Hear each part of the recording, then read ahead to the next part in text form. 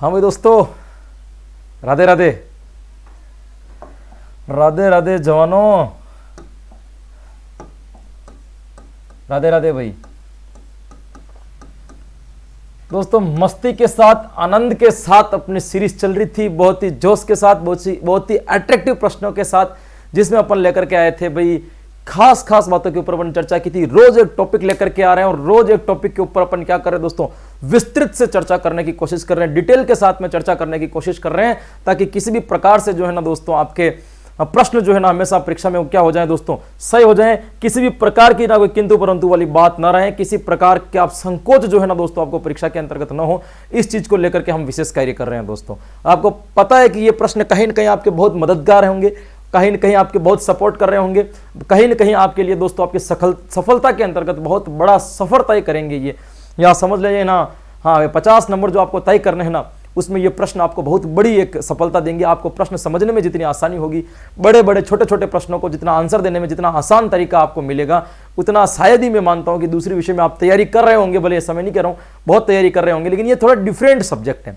एक मात्र साइकोलॉजी भी चलो फिर सबको आ जाएगी, है ना, लेकिन एक मात्र शिक्षण विधियां एक ऐसा भाग है जिसको बहुत कम लोग समझ पाते हैं, जिनको बहुत कम लोगों को समझ में आता है ना, जिसके द्वारा है ना बहुत कम लोग है ना उस चीज को क्रिएट कर पाते हैं दोस्तों। तो आप लोग जो समझ करके, जो कल की क्लास में मैंने देखा क्या गजब के आंसर फेंक रहे थे, उसके हिसाब से आप अगर आंसर देते रहे ना, आपका सिलेक्शन कोई नहीं रोकता दोस्तों। ये लिख करके ले लो, किसी की ताकत नहीं है जो आपका सिलेक्शन रोक सके दोस्तों, है ना। वो तो अपन के जोश है ना दोस्तों, हम पूरे डटे हुए हैं, तब तक अपन परवाह ही नहीं करते हैं ना। अपन का काम केवल क्या है, कदम बढ़ाना, क्या आएगा क्या नहीं आएगा इतना अपन नहीं सोचते। अपन का काम क्या है, केवल सफर तय करना, आगे बढ़ना अपना काम है ना। हाँ, अगर इतनी परवाह करेंगे कि परीक्षा में क्या आएगा तो फिर क्या होगी दोस्तों, राह बुरा मान जाएगी। तो अपन को मंजिलों की ज्यादा परवाह नहीं करनी है, मंजिल पर जो आना होगा, जो आएगा, अपन को यहां से पूर्ण रूप से क्या होकर के जाना दोस्तों, तैयार होकर के जाना है, मजबूती की तरह जाना है, ताकि किसी भी प्रकार का प्रश्न आ जाए वो आपके ऊपर अटैक नहीं कर सके, प्रश्न आपके ऊपर हावी नहीं होना चाहिए। यह जीवन में सबसे ज्यादा इंपॉर्टेंट है। सिलेक्शन इंपॉर्टेंट, सिलेक्शन तब होगा जब प्रश्न आपके ऊपर हावी नहीं है। जब तक प्रश्न आपके ऊपर हावी रहेंगे ना, तब तक आप अपने आप को वीकनेस महसूस करेंगे। इसलिए ऐसे जब मेरी क्लास में भी आओ ना 9 बजे, जब भी आते हो, जितने भी बच्चे आते हो, वो बच्चे क्या करना, बिल्कुल फ्रेश मूड से आया करो, बिना टेंशन, बिंदास तरीके से आंसर दिया करो। सिर में डिप्रेशन लेकर के ना एग्जाम में बैठना है ना क्लास में बैठना है ना, ज्यादा सोचना ज्यादा है। टेंशन में और सोचने में फर्क है दोस्तों, चिंताग्रस्त स्थिति में नहीं बैठना, एकदम व्यवस्थित तरीके से। वेरी गुड बच्चों, अब अपन शुरू करते हैं। जैसा कि बताया, मैं टाइम कभी वेस्ट करता नहीं हूं, बढ़िया तरीके से अपना काम है केवल तेज गति से भागना, और मेरी एक ऐसी क्वालिटी के साथ, इसी वजह से आज आप सब लोग मेरे साथ में जुड़े हुए हैं, क्योंकि आपको पता है कि एक मात्र ऐसा चैनल है जहां पे कभी भी कोई टाइम पास वाली बात नहीं की जाती, जहां पे कोई फालतू की बात नहीं की जाती है। वहां केवल और केवल एक ही बात की जाती है, वो की जाती है दोस्तों पढ़ाई की। और अपन आज जो बात करेंगे वो भी कुछ प्रश्नों के साथ में एक टॉपिक को आज फिर घसीटने की कोशिश करेंगे, एक टॉपिक को आज अपन फिर साइड में कर देंगे। ये कॉमन चैप्टर है दोस्तों, लगभग आपके सारी सब्जेक्ट में इसको थोड़ा थोड़ा पार्ट इसका मिल जाता है दोस्तों। आज जो प्रश्न होंगे वो होंगे आपके सीसीई के ऊपर। किसके ऊपर होंगे दोस्तों, सतत एवं व्यापक मूल्यांकन के ऊपर मैं कुछ प्रश्न लेकर के आया हूं। हालांकि प्रश्न वही है सतत और व्यापक मूल्यांकन में, नए प्रश्न अपन क्या डालेंगे, लेकिन फिर भी उसके ऊपर अपन क्या करेंगे, हल्की फुल्की चर्चा करेंगे, एक एक टॉपिक के ऊपर चलेंगे दोस्तों। चलिए बिना कोई समय गंवाए सबसे पहले तो पहला प्रश्न पढ़ लेते हैं कि आज का पहला प्रश्न क्या कह रहा है दोस्तों। राष्ट्रीय शिक्षा नीति 1986 ने सीसीई के संदर्भ में मूल्यांकन का कौन सा प्रकार नहीं बताया। प्रश्न क्या पूछ रहा है पहले समझना भाई। राष्ट्रीय शिक्षा नीति 1986 में एक राष्ट्रीय शिक्षा नीति आई थी सन 1986 के अंतर्गत। वो कह रहा है राष्ट्रीय शिक्षा नीति 1986 ने सीसीई के संदर्भ में मूल्यांकन का कौन सा प्रकार नहीं बताया। आज फिर आपसे कह रहा हूं, नहीं और असत्य वाले जहां पर भी लाइन आ जाए ना, उसको पहले ही गोला कर दो। नहीं और सत्य को अगर आपने गोला करना नहीं सीखा तो अब सीख लो दोस्तों, ये बहुत इंपॉर्टेंट है, बहुत परीक्षा में काम आएगा, है ना। ये रामबाण है, एक प्रश्नों को सही करवा देगा, वरना इस नहीं और असत्य के चक्कर में आप 2 से 4 प्रश्न गलत करके आ जाओगे परीक्षा में। नहीं को आपने पहले ही गोला कर दिया। ये पूछ रहा है इनमें से कौन सा प्रकार नहीं है, बोलो रचनात्मक मूल्यांकन, विकासात्मक मूल्यांकन, योगात्मक मूल्यांकन या उपयुक्त सभी। ये कह रहा है कि भाई 1986 में जो राष्ट्रीय शिक्षा नीति आई थी उसने सीसीई के संदर्भ में 2 मूल्यांकन बताए थे। हालांकि ये प्रश्न सीसीई के संदर्भ में है ना, सीसीई के लिए नहीं बताए थे। राष्ट्रीय शिक्षा नीति ने पर्सनल अपने 2 मूल्यांकन बताए थे कि ये मूल्यांकन होना चाहिए, लेकिन प्रश्न सीसीई के संदर्भ में है, क्योंकि वो जो बताए थे उन्हीं के आधार पर सीसीई का निर्माण किया गया था, उन्हीं प्रश्नों को उन्हीं प्रकारों को वेटेज के तौर पर रखा गया था, इसीलिए मैंने पूछा है कि नहीं है। तो कौन सा प्रकार इसमें से नहीं है दोस्तों, रचनात्मक मूल्यांकन, विकासात्मक मूल्यांकन या योगात्मक मूल्यांकन। क्या आंसर हो जाएगा दोस्तों इसका? जो सही आंसर जाएगा ना, टाइमिंग स्टार्ट करें आज आपकी, है ना। चलो आज आपकी टाइमिंग भी स्टार्ट कर दे दोस्तों। 10 सेकंड चलो दे ही देते हैं हर बार की तरह। बहुत गजब का प्रश्न है, बहुत मतलब नॉर्मल सा प्रश्न है, इसमें आपको ज्यादा सोचने की आवश्यकता भी नहीं रहती दोस्तों। तो क्या इसका सही आंसर होगा दोस्तों? सही आंसर जो होगा वह सही आंसर हो जाएगा आपका इसके अंदर योगात्मक मूल्यांकन। क्या आंसर हो जाएगा दोस्तों? योगात्मक मूल्यांकन। 1986 में जो राष्ट्रीय शिक्षा नीति आई थी, उस 1986 की राष्ट्रीय शिक्षा नीति ने 2 प्रकार के मूल्यांकन के बारे में चर्चा की। उन्होंने कहा कि मूल्यांकन 2 रूप से होना चाहिए। एक जो उन्होंने बताया वह बताया आपका रचनात्मक मूल्यांकन, और दूसरे नंबर पर जो बताया वो उन्होंने बताया विकासात्मक मूल्यांकन। इसी को आधार मानते हुए एनसीएफ ने मूल्यांकन में 2 शब्द जोड़े, सतत और व्यापक, और उसी के आधार पर दोस्तों क्या हो गया था, आपके सीसीई का निर्माण आरटीई 2009 के तहत कर दिया गया था। तो ये ध्यान रखना भाई, 1986 ने 2 प्रकार के मूल्यांकन बताए, रचनात्मक मूल्यांकन और कौन सा बताया भाई, विकासात्मक मूल्यांकन। ये लीजिए एक हल्का सा गरीब प्रश्न, सीसीई का प्रशिक्षण कब आरंभ किया गया? हालांकि इसमें केवल सन पूछा जाता है, मैंने पहली बार डेट पूछ लिया आपसे, तो थोड़ा घबराने की आवश्यकता भी नहीं है। सीसीई का प्रशिक्षण कब प्रारंभ किया गया? 20 सितंबर 2009, 6 अक्टूबर 2009, 9 अक्टूबर 2009 या 1 अप्रैल 2010। 4 आपके सामने ऑप्शन है, और प्रश्न क्या पूछ रखा है आपको कि सीसीई का प्रशिक्षण कब प्रारंभ किया गया, यानी कि सीसीई के लिए ट्रेनिंग कब शुरू की गई दोस्तों, यह प्रश्न आपके लिए पूछा गया है। और इसका सही उत्तर क्या हो जाएगा दोस्तों? चलो रहने देते हैं टाइमिंग अपन। इसका सही आंसर जो हो जाएगा वह क्या हो जाएगा आपका 6 अक्टूबर 2009। क्या सही आंसर हो जाएगा दोस्तों? 6 अक्टूबर 2009 इसका सही उत्तर हो जाएगा। क्यों हो जाएगा 6 अक्टूबर 2009?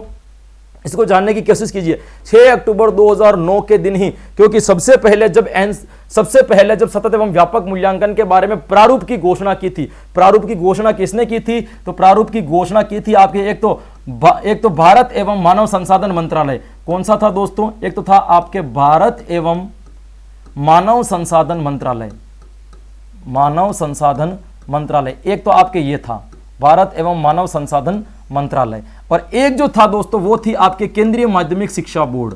इन दोनों ने मिलकर के, इन दोनों ने संयुक्त तत्वाधान में 20 सितंबर 2009 को किसकी घोषणा की? सीसीई के प्रारूप की घोषणा की। कब की? 20 सितंबर 2009 को। तो पहली तारीख के अंदर सीसीई की क्या की गई थी दोस्तों? घोषणा की गई थी। तो सीसीई की घोषणा कब हुई थी? सितंबर में। सितंबर में होते ही उन्होंने अक्टूबर के अंदर क्या कर दिया? इसका प्रशिक्षण स्टार्ट कर दिया। तो पहला प्रशिक्षण जब स्टार्ट किया था तब तारीख थी आपकी 6 अक्टूबर 2009। और ये कहां स्टार्ट किया गया था? तो ये गुजरात राज्य में स्टार्ट किया गया था दोस्तों। कौन से राज्य में स्टार्ट किया था? गुजरात। यदि आपको जगह पूछ ले तो उस जगह का नाम है दोस्तों पंचमूला। जगह का नाम क्या है दोस्तों? पंचमूला। पंचमूला नामक स्थान पर गुजरात में इसको क्या कर दिया गया था दोस्तों? प्रारंभ कर दिया था। और ये तारीख दे रखी है 9 अक्टूबर 2009 को कुछ नहीं था, 1 अप्रैल 2010 को संपूर्ण भारत में सीसीई को क्या कर दिया गया था? लागू कर दिया गया था। तो ये थे आपके सीसीई का हल्का सा आंसर। तो पूछ ले कि प्रशिक्षण कब प्रारंभ किया गया है? तो प्रशिक्षण प्रारंभ किया था 6 अक्टूबर 2009 में। कब किया गया? 6 अक्टूबर 2009। यहां पे 6 अक्टूबर 2009 बिल्कुल सही आंसर है। आपको केवल इतना सा पूछते हैं, अक्टूबर 2009, नवंबर 2009, दिसंबर 2009, इस तारीख को लेकर के बहुत सारे संशय है, लेकिन सबसे प्रभावी और सबसे प्रमाणिक तारीख जो है ना वो कौन सी निकलती है? 6 अक्टूबर की निकलती है। अटेंडेंस के आधार पर निकली हुई तारीख है। देखिए अगला एक प्रश्न, ये देखिए भाई, बालक का संप्रेषण क्षमता का मूल्यांकन किस कौशल के अंतर्गत आता है? किसी बालक की संप्रेषण क्षमता का मूल्यांकन। संप्रेषण क्षमता का मतलब क्या होता है? बातचीत करने का ढंग, वो किस तरीके से बोलता है, किस तरीके से बात प्रभावी रखता है, अपने एक विचार विमर्श का जो एक भाग होता है उसे अपन क्या कहेंगे? संप्रेषण। तो ये कह रहा है कि बालक का संप्रेषण क्षमता का मूल्यांकन किस कौशल के अंतर्गत आता है? मानसिक कौशल, सामाजिक कौशल, स्वास्थ्य कौशल या भावात्मक कौशल? क्या इसका सही आंसर हो जाएगा? किसके बारे में पूछा है दोस्तों इसने? तो इसने पूछा है संप्रेषण क्षमता के मूल्यांकन के बारे में। कौन सा कौशल आएगा भाई इसके अंतर्गत? मानसिक कौशल आएगा, सामाजिक कौशल आएगा, स्वास्थ्य कौशल आएगा या भावात्मक कौशल आएगा? अरे दोस्तों बिल्कुल सिंपल सा गरीब प्रश्न, ऐसे प्रश्नों को तो अपन गांठते ही नहीं है, बिल्कुल नॉर्मल सा प्रश्न है दोस्तों। सामाजिक कौशल। क्या आंसर आ जाएगा इसका? सामाजिक कौशल। पहले मैंने आपको बताया था कि 2 तरह के मूल्यांकन होते हैं। कितने तरह के मूल्यांकन होते हैं? एक तो आपका सतत और एक जो होता है आपका कौन सा होता है दोस्तों? व्यापक। इस व्यापक के अंदर दो तरह की क्रियाएं आती है। एक जो आती है वह आती है आपकी शैक्षिक क्रियाएं, और दूसरी जो इसके अंतर्गत आती है वह कौन सी क्रिया आती है आपकी सहशैक्षिक क्रियाएं। एक तो क्रिया आती है आपकी शैक्षिक क्रिया और दूसरी कौन सी आती है आपकी सहशैक्षिक क्रिया। इस सहशैक्षिक क्रिया के अंतर्गत बहुत सारे अलग अलग भाग है, जैसे मानसिक कौशल भी एक इसका भाग है। मानसिक कौशल में क्या होता है, जिसमें बालक तर्क चिंतन वगैरह करता है। दूसरा जीवन कौशल भी इसका एक भाग है। जीवन कौशल में क्या आता है, जैसे डांस करना, नृत्य करना, संगीत करना, खेल खेलना, ये आदि किसके अंतर्गत आ जाएगा, आपके जीवन कौशल के अंतर्गत आ जाएगा। फिर अपन इसके अंदर बात करते हैं भावात्मक कौशल भी आता है एक इसके अंदर। भावात्मक कौशल के अंतर्गत क्या आता है दोस्तों, भावात्मक कौशल के अंतर्गत आता है कि जैसे अपने विचारों, अपने भावों के ऊपर नियंत्रण रखना, ये इसके अंतर्गत सिखाया जाता है। फिर एक आता है दोस्तों सामाजिक कौशल। सामाजिक कौशल के अंतर्गत क्या सिखाया जाता है, सामाजिक कौशल में किस प्रकार में आप समाज के साथ में रह सकते हो, अपने विचार विमर्श कर सकते हो, किस प्रकार की आपकी संप्रेषण क्षमता, बोल चाल का जो तरीका है उसका विकास होता है, ये सामाजिक कौशल के अंतर्गत आता है सहशैक्षिक क्रिया में। एक आपका आता है इसके अंदर स्वास्थ्य कौशल भी इसी के अंतर्गत आता है दोस्तों। स्वास्थ्य कौशल, स्वास्थ्य कौशल में क्या होता है कि किस तरीके से आप जीवन में स्वस्थ रह सकते हो या आगामी जीवन में स्वस्थ रहने की संभावनाएं बन सकती है, उन क्रियाओं को हम क्या कहेंगे, सहशैक्षिक। तो सहशैक्षिक क्रियाओं में ऐसे बहुत सारे कौशल आते हैं, मानसिक कौशल, जीवन कौशल, सामाजिक कौशल, भावात्मक कौशल, स्वास्थ्य कौशल, ऐसे कौशल आते हैं। उसी में से एक कौशल है आपका सामाजिक कौशल, जिसमें बालक की संप्रेषण क्षमता का क्या किया जाता है, मूल्यांकन किया जाता है। इसके आधार पर उनका क्या किया जाता है, निरंतर मूल्यांकन किया जाता है कि बोलचाल का तरीका कैसा है। तो यहां पे जो आपका सही आंसर निकल जाएगा वो क्या निकल जाएगा, सामाजिक कौशल, है ना दोस्तों। कभी भी मैं आपको ये निश्चिंत रहो ना, ऐसे कभी घास नहीं काटूंगा कि ऑप्शन बताएं और निकल जाऊं, किसी प्रकार की लालच नहीं है। जितना अपन जानते हैं उतना आपको 100% देने की कोशिश करेंगे। ये देखना सीसी के खत्म होते होते, प्रश्न खत्म होते होते आपके क्या हो जाएगा, कंसेप्ट भी क्लियर, इसके बाद में कुछ बचेगा ही नहीं। मापन मूल्यांकन, सतत एवं व्यापक मूल्यांकन में मैं कोशिश भी ऐसे ही करता हूं, मैं प्रश्न भी ऐसे सिलेक्ट करता हूं कि उस प्रश्न का भी लेवल हो और साथ में उस प्रश्न के माध्यम से 4 बातें आपको एडवांस और सीखने को मिले। दैट्स क्लियर दोस्तों। चलते हैं अगले प्रश्न की ओर। ये देखिए, केंद्रीय माध्यमिक शिक्षा बोर्ड में माध्यमिक शिक्षा बोर्ड में कक्षा 10 में सीसीई कब लागू किया। यह प्रश्न आया हुआ प्रश्न है दोस्तों, परीक्षा में पूछा गया प्रश्न है, इसलिए मैं आया हूं भाई। केंद्रीय माध्यमिक शिक्षा बोर्ड में कक्षा 10 के अंतर्गत सीसीई कब लागू किया गया था भाई, सत्र 2009-10, सत्र 2010-11, सत्र 2011-12 या सत्र 2008-9। 4 ऑप्शन आपके सामने है भाई। इसका आंसर सही क्या होगा, प्रश्न क्या पूछ रहा है एक बार वापिस समझ लीजिए। प्रश्न कह रहा भाई, केंद्रीय माध्यमिक शिक्षा बोर्ड में कक्षा 10 में सीसीई कब लागू किया गया, सतत एवं व्यापक मूल्यांकन कब लागू किया गया दोस्तों। तो इसका जो सही आंसर हो जाएगा ना दोस्तों, वो कौन सा हो जाएगा आपका 2010-11 भाई। सही आंसर क्या हो जाएगा इसका 2010-11। क्योंकि ध्यान रखना भाई, जैसे ही केंद्रीय माध्यमिक शिक्षा बोर्ड ने 20 सितंबर 2009 को प्रारूप की घोषणा की और 6 अक्टूबर 2009 को प्रशिक्षण केंद्र खोल करके ट्रेनिंग दी, तो उस वक्त 2009 चल रहा था, मतलब सत्र कौन सा चल रहा था, 2009-10 सत्र चल रहा था। कौन सा सत्र चल रहा था दोस्तों, 2009-10। इसमें उन्होंने 9वीं कक्षा के अंतर्गत क्या कर दिया, सीसीई को लागू कर दिया। कौन सी कक्षा में, 9वीं के अंतर्गत। फिर अगले ही सत्र में 2010-11 के अंदर क्या कर दिया, 9वीं की जगह 10वीं में भी इन्होंने क्या कर दिया, सीसीई लागू कर दिया। वर्तमान में 10वीं तक सीसीई इनका क्या हुआ दोस्तों, लागू हुआ। इस चीजों को आपको क्या करना है, ध्यान में रखना है। तो सही आंसर क्या हो जाएगा आपका, सत्र 2010-11 में उन्होंने 10वीं क्लास में लागू किया था। हाँ, प्रश्न ऐसे पूछ ले कि सर्वप्रथम कौन सी क्लास में लागू किया था, तो सबसे पहले उन्होंने 9वीं क्लास में लागू किया था भाई दोस्तों। कौन सी क्लास में लागू किया था, 9वीं क्लास में। यहां आपका जो सही आंसर निकल जाएगा वो क्या निकल जाएगा मेरे दोस्तों, बी आंसर जो होगा बिल्कुल क्या निकल जाएगा, आपके सही निकल जाएगा। घबराने की कोई जरूरत नहीं है, बहुत इजी टॉपिक है। इस टॉपिक से हर बार प्रश्न आता है, ये फिक्स है। ऐसी कोई रीट अभी तक नहीं गई है या ऐसी कोई टेट नहीं गई है ना जिसमें सीसीई को लेकर के प्रश्न नहीं पूछा गया है। इसमें से प्रश्न 100% पूछा जाता है दोस्तों, बहुत महत्वपूर्ण पार्ट है ये। फिर अपन बात करते हैं आगे वाले प्रश्न की।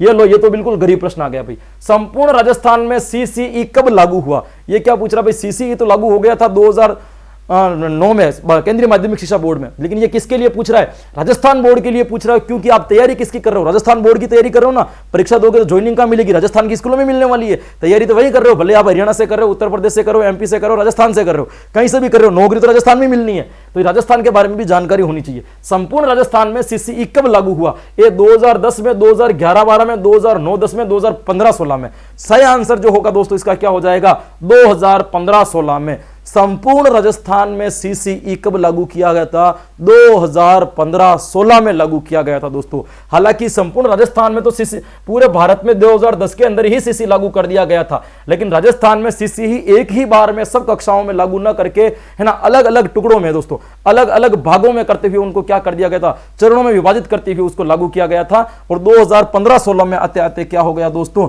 सीसीई पूरे राजस्थान में अनिवार्य रूप से सीसीई को क्या कर दिया गया, लागू कर दिया गया। तो राजस्थान में, संपूर्ण राजस्थान में सीसीई कक्षा 1 से 5 तक कब लागू किया गया, तो 2015 से 16 तक लागू किया। ग्रेडिंग प्रणाली अभी तक कक्षा 1 से 8 तक चालू है, लेकिन सीसीई की, हालांकि 8वीं तक भी सीसीई कुछ स्कूलों में करने लग गए, लेकिन अभी तक जो मान्यता है वो अभी 5वीं तक की है, वही लेकर के अपन को चलना है, आगे नहीं बढ़ना है दोस्तों। सही आंसर क्या हो जाएगा, 2015-16। लो भाई, निम्नलिखित में से किस राज्य में हाल ही में सीसीई कक्षा 12 तक लागू करने का वैचारिक प्रस्ताव रखा गया है? ये थोड़ा सा है ना करंट जीके वाला प्रश्न भी हो जाता है, लेकिन पूछ सकते भाई। वर्तमान में एक ऐसा राज्य है दोस्तों जिसने क्या कर दिया कि हमारी सीसीई 10वीं तक नहीं 12वीं तक कर दो, उसने रख भी दिया और सरकार ने मान्यता दी नहीं दी, उससे पहले उन्होंने 12वीं तक ना शिक्षा विभाग ने क्या कर दिया, सीसीई करवाना स्टार्ट कर दिया, सीसीई के आधार पर शिक्षण देना स्टार्ट कर दिया। तो ऐसा कौन सा राज्य है जिसने इस प्रकार का कदम उठाया? हालांकि ऐसे कदम उठाने वाले कुल 6 राज्य थे, इन 6 राज्यों में से एक राज्य का नाम इसमें से है भाई, गुजरात है, राजस्थान है, हरियाणा है या कर्नाटक है। इनमें से ऐसा कौन सा राज्य जिसने यह कहा कि सीसीई 12वीं तक लागू कर देनी चाहिए, और उन्होंने कुछ विद्यालयों को अंदर 12वीं तक के विद्यालयों में सीसीई के तहत पढ़ाना भी आरंभ कर दिया है, सीसीई के तहत शिक्षण भी आरंभ कर दिया है, सीसीई के तहत मूल्यांकन भी आरंभ कर दिया है। भाई कौन सा राज्य? गुजरात राज्य, राजस्थान राज्य, हरियाणा या कर्नाटक? देखिए हमारे राजस्थान वालों को तो आप पहले ही काट दो, हम तो हो ही नहीं सकते। क्यों नहीं हो सकते हैं कि हमें तो जो 2010 में सीसीई लागू हुआ था ना, उसको संपूर्ण राजस्थान में करते करते 5 साल लगते, 2015-16 में आकर के लागू किया।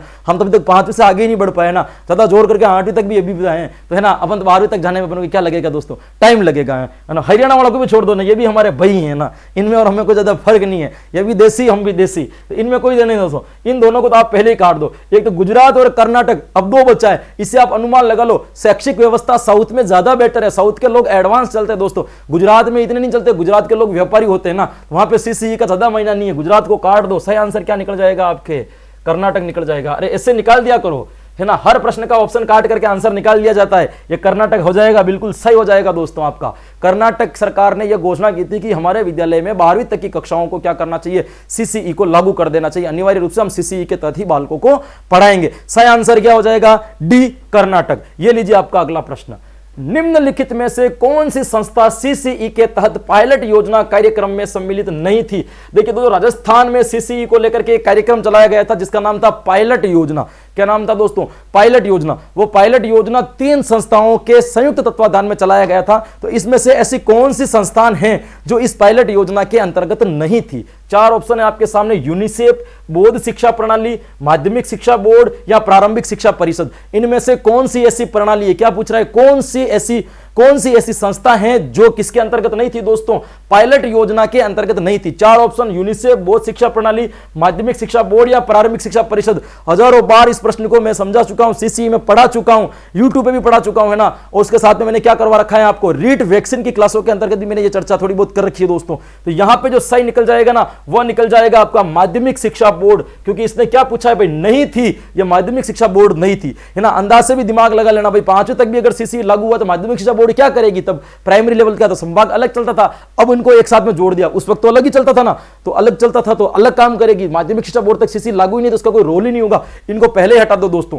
देखिए पायलट योजना राजस्थान में चालू की गई थी, 2 जिलों के अंतर्गत चालू की गई थी दोस्तों। कौन कौन से जिले थे? एक तो था आपके अलवर और दूसरे जिले का नाम है दोस्तों जयपुर। यह पायलट योजना जो चली थी, अलवर की 40 स्कूलें थी और जयपुर की 20 स्कूलें थी। टोटल मिलाकर के कितनी स्कूलें हो गई दोस्तों? 60 स्कूलों के अंतर्गत यह पायलट योजना चलाई गई, जिसमें कक्षा 1 से 4 लेकर कक्षा 1 से 4 तक सीसीई को क्या कर दिया गया था, लागू कर दिया गया था। और ये तीनों चलाने वाली जो संस्थाएं थी वो कौन कौन सी थी? तो ये तीनों संस्थाएं थी, प्रारंभिक शिक्षा परिषद जिसको प्राथमिक शिक्षा परिषद भी कहते हैं, बोध शिक्षा प्रणाली और यूनिसेफ। इन तीनों के संयुक्त तत्वाधान में योजना चलाई गई थी। वो योजना का नाम था पायलट। कौन कौन से जिले में चलाई गई? अलवर और जयपुर। अलवर की कितनी स्कूलें थी? 40। जयपुर की कितनी थी? 20। स्कूल कितनी थी?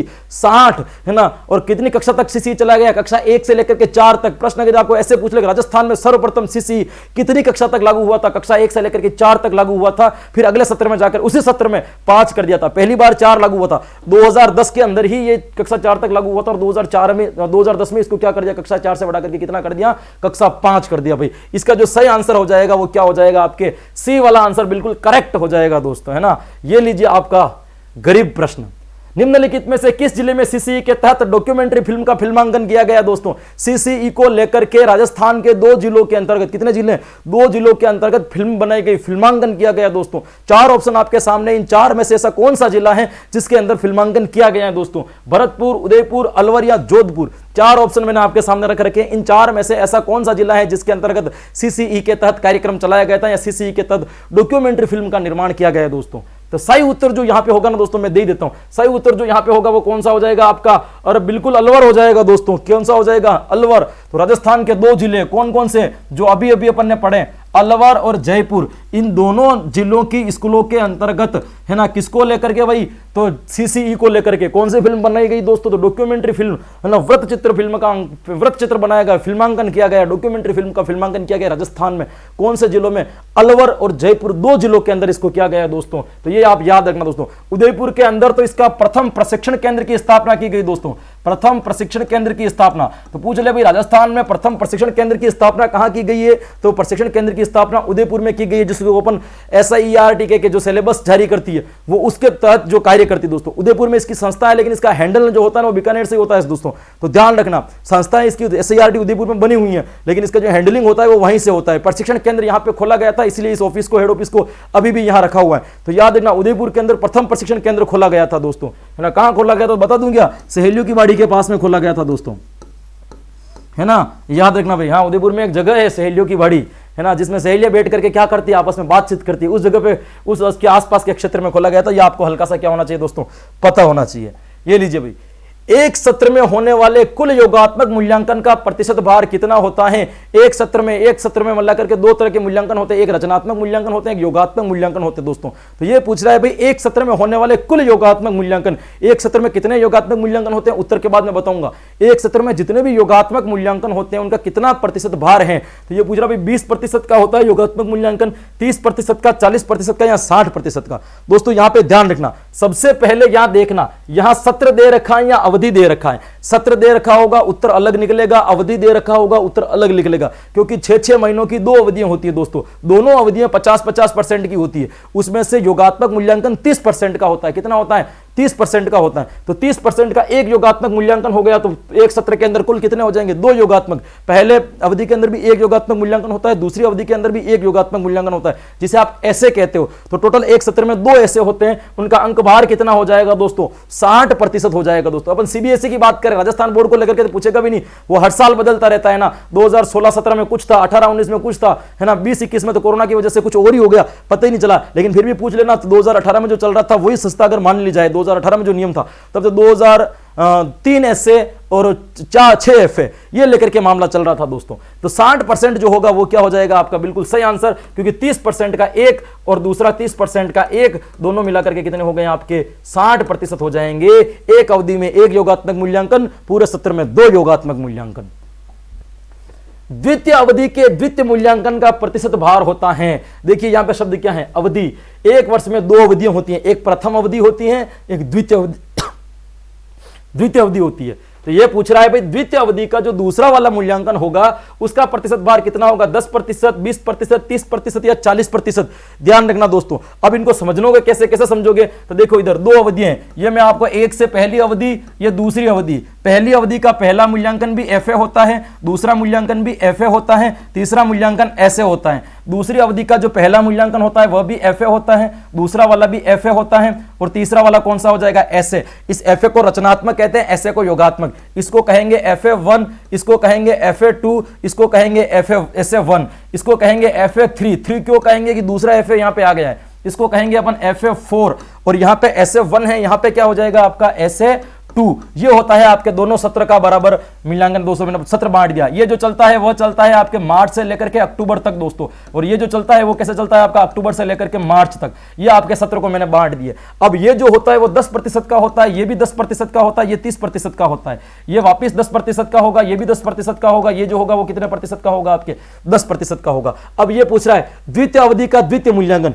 ये आपकी दूसरी अवधि है। दूसरी अवधि का पहला मूल्यांकन कितना होगा? FA3, और दूसरा कौन सा हो जाएगा? FA4, और ये कितने प्रतिशत है भाई, 10% है, ये 10% पे सही कर दो, ये 10% ए वाला क्या हो जाएगा आपका बिल्कुल सही आंसर। ऐसे घुमावदार आंसर आते दोस्तों, ध्यान रखना पड़ता है दोनों अवधियों में। तो ऐसे याद रखो, पहली अवधि पहला रचनात्मक, रचनात्मक योगात्मक, रचनात्मक रचनात्मक योगात्मक, दोनों अवधियां खत्म। 10 10 30 10 10 30 कैसे भी पूछ ले आपको नहीं घबराना है। ये पूछेगा ऐसे पहली अवधि का अंतिम मूल्यांकन, दूसरी अवधि का द्वितीय मूल्यांकन, द्वितीय अवधि का प्रथम मूल्यांकन, ऐसे पूछेगा। रचनात्मक योगात्मक नाम नहीं देगा, यूं देगा तो हर कोई पहचान लेगा ना, थोड़ा सा प्रश्न तो घुमाने की कोशिश करेगा। तो 10% यहां पे आपका आंसर क्या हो जाएगा दोस्तों, बिल्कुल सही हो जाएगा।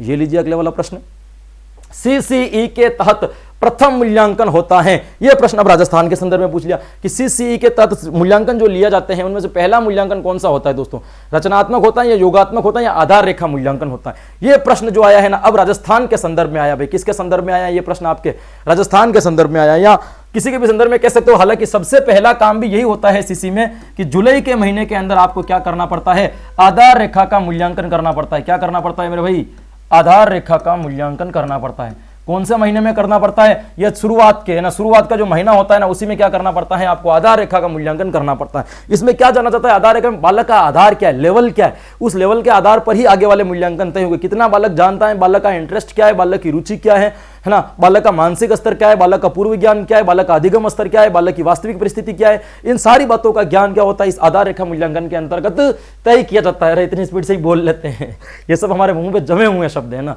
तो आधार रेखा मूल्यांकन कहलाएगा। उसके बाद में आपका रचनात्मक योगात्मक चलता रहता है। तो सबसे पहले जो होता है ए वाला आधार रेखा मूल्यांकन सबसे पहले किया जाता है, उसके आधार पर आगे के मूल्यांकन तय किए जाते हैं। तो यहां पे आपका जो सही आंसर हो जाएगा दोस्तों कौन सा हो जाएगा, ए वाला आंसर सही हो जाएगा। हाँ आज मैं आपको टाइम नहीं दे रहा हूं, ये बात अलग है, प्रीमियर आपकी क्लासेस है ना, लाइव क्लासेस भी नहीं तो कमेंट भी नहीं पढ़ पा रहा हूं, लेकिन कोई बात नहीं है ना, कभी कभी लाइव कभी कभी प्रीमियर चलता रहता है। आपका टाइम क्या होना चाहिए बचाओ, कभी कभी मैं आपसे बात करने के लिए आ जाता हूं और कभी कभी प्रीमियर है ना, ताकि आपको उसी टाइम पे क्लास मिल जाएगी। प्रीमियर का एक फायदा है कि मैं मैटर ज्यादा दे सकता हूं क्योंकि मुझे बोलने का ज्यादा मिलता है दोस्तों, और लाइव का ये है कि आप लोगों से बात करके हमें भी थोड़ा बहुत क्या लग जाता है दोस्तों, अच्छा लग जाता है, इसलिए मैं लाइव भी आ जाता हूं दोस्तों। तो इसलिए दोनों तरीके से मैं आपसे जुड़ा हुआ हूं, बहुत अच्छी तरीके से आपको कंटेंट दे रहा हूं, अच्छा लग भी रहा होगा, अच्छा पढ़ भी रहा होगा दोस्तों। और आपने देखा होगा कि मैं ऐप के ऊपर बहुत निरस्ता की तरीके पर जो बच्चों ने ले रखा होगा ना, वहां देखा होगा मैं इतनी एनर्जी के साथ में ना वहां पे इतना नहीं बोलता हूं जितना यूट्यूब के ऊपर बोलता हूं, जितनी तेज गति से, क्योंकि मुझे पता है कि मैं जितना एनर्जी के साथ में बोलूंगा उतनी एनर्जी आपके अंदर भी क्या होगी दोस्तों, इकट्ठी होगी। इसलिए दोस्तों फुल एनर्जी के साथ में ना, फुल माहौल के साथ में अपन को क्या करना दोस्तों, पढ़ाई करनी है। ऐसे लेजी तरीके से धीरे धीरे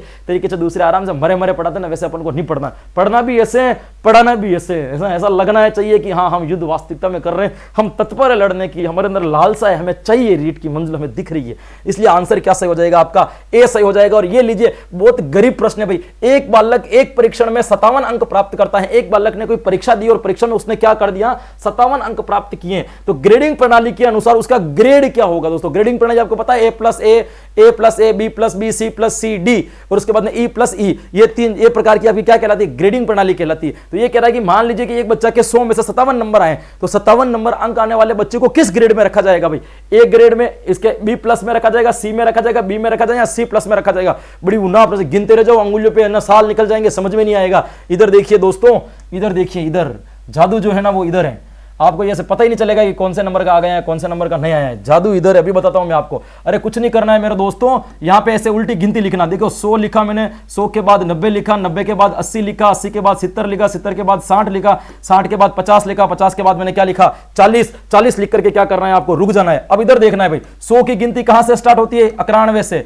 90 की गिनती कहां से स्टार्ट होती है, 81 से। 80 की गिनती कहां से स्टार्ट होती है, 71 से। 70 की कहां से होती है, 61 से। 60 की कहां से होती है, 51 से। 50 की कहां से होती है, 41 से। और 40 की कहां से होगी, ये आप 31 मत कर देना, क्योंकि पास होने के लिए नंबर कितने चाहिए दोस्तों, 33 नंबर चाहिए। अब 33 यहां पे आ गए तो यहां पे क्या आएंगे, 32 आएंगे, क्योंकि देखो यहां पे 41 है, यहां 40 आए, यहां पे 51 है, यहां 50 आए, यहां पे 41 है, यहां 40 आए, यहां 33 है, तो यहां पे क्या आएंगे, 32 आएंगे दोस्तों। कितने आएंगे, 32। और यहां आप क्या कर देना, 21, 21 से 32, और अंत में दिख रहा है कि नहीं दिख रहा है, 21 से 32 तक तो दिख रहा है, और अंत में क्या कर देना है आपको, 21 से कम। अंत में क्या आ जाएगा आपका, 21 से कम। दिख रहा है भाई हल्का सा, हाँ बस दिख रहा है, काफी है ये। 21 से कम, लास्ट वाला क्या आ जाएगा, 21 से कम। अब कुछ नहीं करना है, ग्रेडिंग का सिस्टम जो है क्रमांक आपको याद होना चाहिए। देखो 91 से 100 प्लस वाला ए प्लस, 81 से 90 वाला केवल ए, ये वाला बी प्लस, 61 से 77 केवल बी, 51 से 60 सी प्लस, 41 से 50 केवल सी, 33 से 40 वाला केवल डी कहलाएगा, इसमें डी प्लस प्लस कुछ नहीं होता है दोस्तों। फिर 21 से 32 वाला ई प्लस, फिर 21 से कम केवल ई। ये ग्रेडिंग प्रणाली ऐसे याद रखना है आपको। 100, 90, 80, 100, 90, 80, 70, 60, 50, 40, 32, 20 से कम, A plus A, B plus B, C plus C, D, E plus E, फटाक से गुण लो। अब 57 नंबर आए, कितने नंबर आए दोस्तों? 57 आए, मतलब किससे? 60 से कम आए, तो जहां पे 60 होगा उसी के अंदर वाली गिनती में होगा ना, गिन लो, यहां पे गिन लो, 100, 90, 80, 70, 60, रुक जाओ, 50 पे आ गया 60, मतलब ये 60 तक लास्ट है, तो 60 से ऊपर वाले में होगा, 5वें नंबर पर आ रहा है, लगा दो, ए plus A, B plus B और सी आंसर इसका सही हो जाएगा। कहां है? बी वाला आंसर सही है। यहां पे देख लो भाई कितने नंबर आए? 57, देख लो कहां है 57 नंबर आपके यहां आ रहे हैं, देखो ये सी प्लस, क्या आ रहा है आपका? C plus. सिंपल सी बात है ना भाई, यहां से तो 100, 90, 80, 70, 60, 5वें नंबर पे आ रहा है आपके ए plus A, B plus B और सी प्लस आ रहा है दोस्तों। क्या आ रहा है? सी प्लस आ रहा है, सी आंसर हो जाएगा, डी आंसर हो जाएगा, सी प्लस आंसर आ रहा है। इसे अंगुलियों पे गिन लिया करो। मान लीजिए किसी के, मान लीजिए ये नंबर नहीं आया, किसी के मैं पूछ लूं कि 75 नंबर आए, कितने नंबर आए? 75 मतलब 80 से कम है, ऐसे गिन लो, 100, 90, 80 से कम है। तीसरे नंबर पर है A plus A, B plus आएगा भाई, इतने गिन लो उंगली पे, फटाक से आंसर बता सकते हो। और नहीं बता सकते हो, ये सब बनाना सीख लेना, सिंपल सा काम है। डी इसकी में आंसर सही है दोस्तों, इससे सिंपल तरीका मेरे पास में भी नहीं है। ग्रेडिंग प्रणाली सी से तात्पर्य है, ग्रेडिंग प्रणाली में ए बी सी 3 चीजें होती है। कितनी चीजें होती हैं? A B C. ये कह रहा सी से क्या तात्पर्य भी? अपेक्षित स्तर समझ वाला बालक, मध्यम स्तर की समझ वाला बालक, आरंभिक स्तर की समझ वाला बालक। स्तर के पीछे समझ लगा देना, सबकी जगह पे समझ है दोस्तों। क्या है भाई? समझ।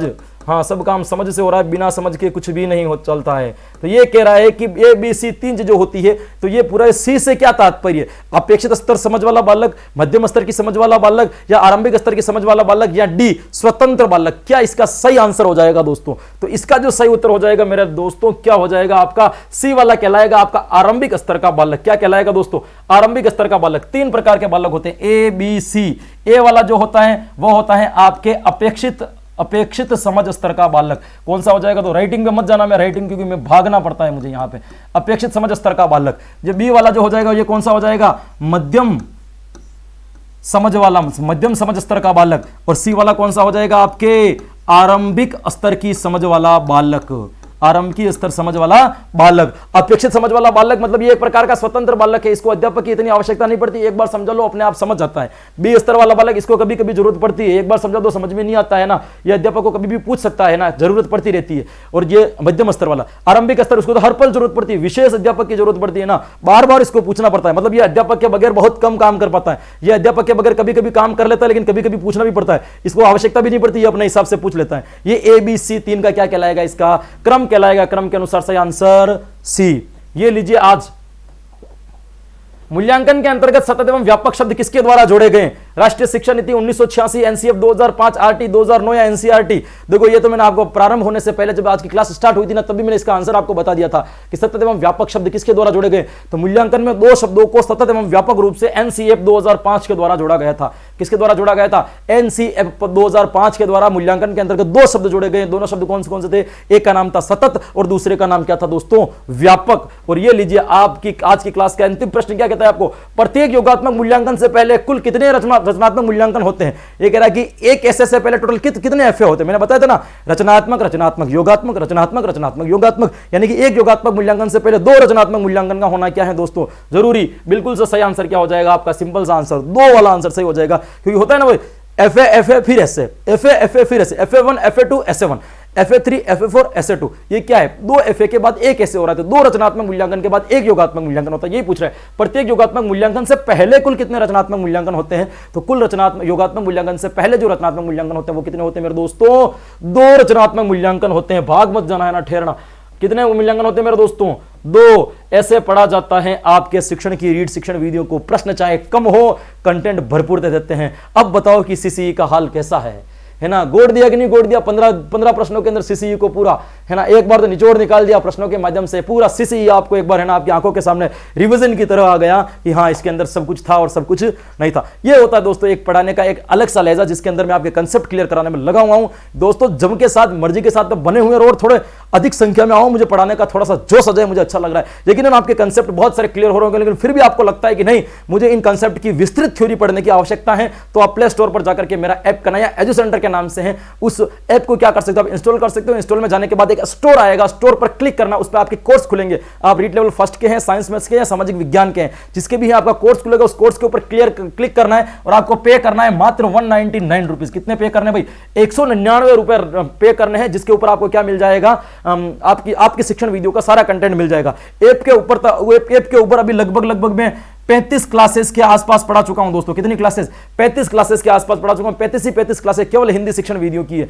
हिंदी शिक्षण वीडियो को इतनी डिटेल, क्योंकि बड़ा मैटर है, हिंदी और संस्कृत मिलती जुलती है ना, इसलिए मैं इसको बड़ा पढ़ा रहा हूं। तो 35 से 15 और 15 30 नंबर का कंटेंट आता है दोस्तों। तो 30 से 35 क्लासेस मैंने बहुत डिटेल के साथ में जिन बच्चों ने ले रखा है और आपके संपर्क में उनको पूछिए, बहुत डिटेल के साथ में केवल वीडियो डाल रहा हूं मैं, और वीडियो खत्म होते हफ्ते भर के अंदर सारी की सारी शिक्षण वीडियो पूरी हो जाएगी। फिर ई नोट्स मिल जाएगी, और ई नोट्स के साथ साथ में आपको क्या मिल जाएगी, आपकी ई बुक। जैसे मैंने बात करी कि एप्लीकेशन लेने वाले बच्चों को मैं ई बुक फ्री दूंगा, तो एप्लीकेशन जिन बच्चों ने परचेस कर रखा है उन बच्चों के लिए 99 रुपए की ई बुक उनको क्या मिल जाएगी, निःशुल्क मिल जाएगी दोस्तों। बाकी ई बुक अगर आप अलग से ई बुक खरीदते हो और ऐप नहीं खरीदते तो ई बुक के 99 रुपीज है और ऐप के 199 है ना, जो केवल 100 रुपए अच्छे दिन। आप सोच लो 99 रुपए में अगर आपने बुक ले ली, 99 बुक के निकाल दो, ऐप के कितने बच रहे हैं आपके? 100 रुपए लग रहे हैं मात्र। तो 199 रुपीज में आपको मैं ये सारी सुविधा दे रहा हूं। यकीनन आपको अच्छी लग रही होगी, जो बच्चे पढ़ रहे हैं उनको निश्चित तौर पर फायदा मिल रहा होगा दोस्तों। मन लगा करके जोश के साथ में तैयारी करते रहिए। बहुत जल्दी मैं आपके सामने एक मोटिवेशनल प्रोग्राम का आयोजन कर रहा हूं, है ना, एंटरटेनमेंट का आयोजन कर रहा हूं, और बहुत सारे शिक्षा विदों को लाकर के मैं आपको जानकारी दूंगा किस किस विषय में आपको किस किस की तरीके से तैयारी करने है। मैं एक एक विषय के एक्सपर्ट को लेकर के आऊंगा, जो वास्तविकता में सुप्रसिद्ध और जो इस विषय में अपनी ज्ञाता रखते हैं उनको लेकर के आऊंगा, और उनके सामने आपके विचार विमर्श रखूंगा कि वो कहेंगे आपको कि कैसे तैयारी करें, किस तरीके से तैयारी करें, ताकि अधिक से अधिक अंकों को क्या किया जाए दोस्तों, जोड़ा जा सके। यह सेमिनार भी बहुत जल्द इसी चैनल पर आने वाला है। आप जुड़े रहें, हमारे टेलीग्राम से जुड़े रहें, सारी सूचनाएं आपको जो मिलेगी वहां पर मिलेगी, और यूट्यूब में जाकर के भी दोस्तों मैं हर बार की तरह कहता हूं, कमेंट हमें जोश दिलाते हैं, इसलिए बाकी कुछ करो ना करो, कमेंट हमेशा करते रहना। धन्यवाद, राधे राधे। मिलते हैं कल नए प्रश्नों के साथ में।